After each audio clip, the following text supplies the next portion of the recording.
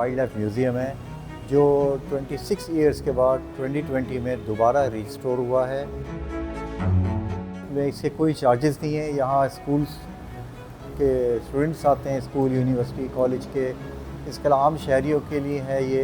तो यहाँ पे वाइल्ड लाइफ रिलेटेड चीज़ें होती हैं। इसमें जितने आपको स्पेसिमेंस, एनिमल्स, बर्ड, रेप्टाइल्स मिलेंगे, ये सारे वो हैं जो अपनी नेचुरल डेथ हो गई उनकी फील्ड में, फिर हमने उनको यहाँ ला के स्टफ़ किया। इस आर्ट को टैक्सीडर्मी कहते हैं। ये टैक्सीडर्मी जो कहलाता है आर्ट, इसमें जब किसी जानवर की डेथ हो जाती है, हम उसकी स्किन बहुत एहतियात से उतारते हैं, फिर उसको कुछ अर्सा केमिकल में रखते हैं, फिर उसको पहले भूसे में होता था, अब टेक्नोलॉजी चेंज हो गई है, अब फाइबर की बॉडी बना के हम उस पर ये स्किन फिट करते हैं। तो हमने कोशिश की है कि जो हमें एनिमल्स मिल सके जिनकी नेचुरल डेथ हुई है, वो हमने यहाँ पे स्पेसिमेन रखे हैं। इसके अलावा आप पाएंगे आपको यहाँ पे जो बर्ड्स, एनिमल, रेप्टाइल्स की पिक्चर नज़र आएंगी, वो हमने रखी हुई है। इनके साथ छोटी छोटी नॉलेज रखी हुई है, इनकी हैबिट क्या है, इनके साइंटिफिक नेम क्या है।